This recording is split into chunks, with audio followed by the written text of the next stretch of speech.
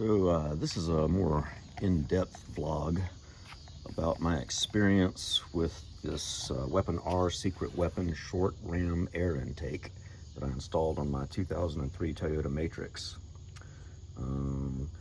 So I guess overall my impressions of it so far have been fairly positive.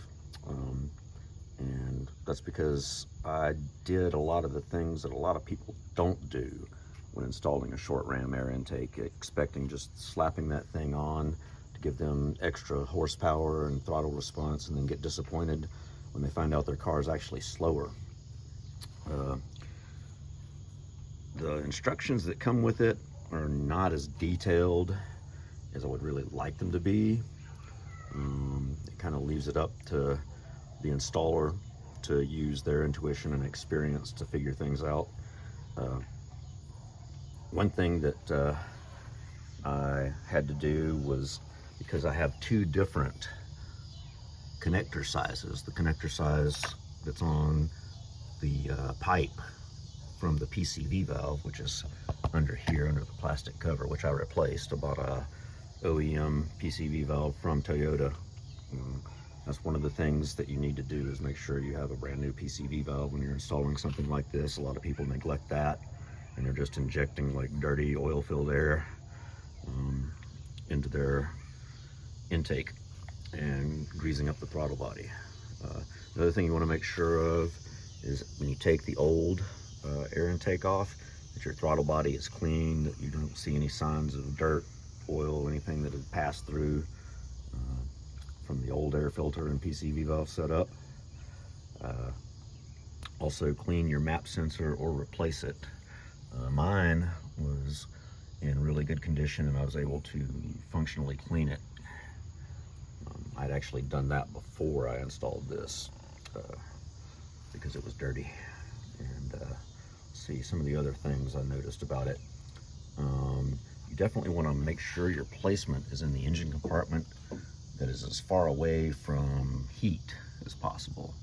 Like my exhaust manifold is way down there and it's shielded, and then my air intake's up here.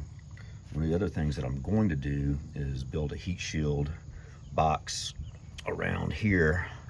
I've been looking at some different designs and materials that potentially could do it with, because I have cold air coming in through this tube, which is the factory cold air intake for the box, and it was partially missing at the bottom end down.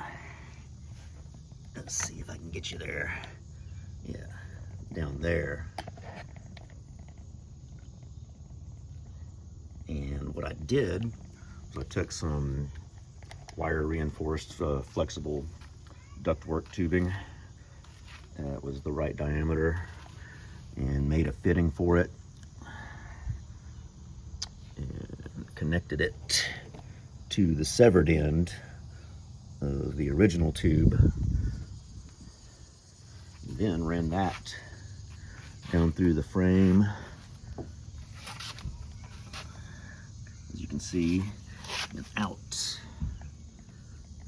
through a fabricated air scoop on the front bumper, down low, where I can scoop in all kinds of cold air. The faster you go, the more you get. Secured that in with some heavy duty zip ties, and we have hose clamps on the other end. Pretty solid. So that gives you lots of fresh air to breathe, especially whenever you get moving. When I first installed this, I used the provided clamps to install this section from the intake pipe to the throttle body. You want to make sure you install this the right way too, because inside of here is another tube inside of the tube that creates sort of a almost like a Venturi effect, or something similar, that super compresses the air, and that really kicks in when you get higher up in the RPMs. Like the more air it's starting to suck in, the more that effect kicks in and compresses the air. So it's almost like you, when I first installed it, I was kind of getting like what seemed like a turbo lag. I'd be, sort of smooth and slow until I hit about 3,000 RPM, and then suddenly the car would jerk and take off. And I discovered that the original hose clamps worked better at sealing off. This thing was not making a proper seal, and so whenever it was not making contact, the engine wasn't getting as much air as it needed. And then whenever the RPMs kicked in and the vacuum kicked in, it like sucked it tight. So I fixed that, and now it's got a much smoother throttle response. So you want to make sure you get this fit really well up against your throttle body, and that you get the double wire original brackets. Either buy some replacement ones or use the originals if they're still in good condition, which mine were kind of rusty, so I had to wire brush them off and kind of coat them with some preservative lubricant, some brake free. But they seem to be doing the job so far. And like I said, next I'm going to build an air box so that there's a surface here that this air is going to blow into and just circulate around and kind of shield from any hot engine air. Right now it's just blowing into the compartment. I'm sure that it's making a difference, because there's definitely going to be air being picked up on this bottom surface. It also sucks air in through this end. And I've got a little bit of a mad science experiment I'm going to do with that, so you can stay tuned for updates. I've got a prototype in mind as a functionality test, and if it works, I've got a permanent solution in mind to mount it full time. So we'll see how that goes.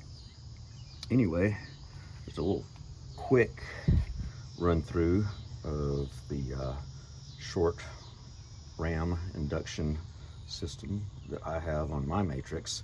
There's a lot of different manufacturers of cold air intakes, ones that like snake all the way down through, and like the air filters down there.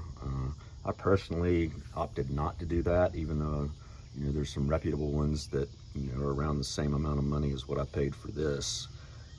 But it just seems, in some of the conditions I'm going to be driving in, I don't want my air filter close to where moisture is going to be. And we drive in all weather conditions in the autocross club that I'm going to be competing in, so trying to keep water out is a good idea, because we're going to compete in the rain probably if it rains. Anyway, that's just a quick run through, and first upgrade to the engine that I've done. Won't be the last, but definitely suspension, brakes, that kind of stuff. That's next on the agenda. All right, Space Wolf out.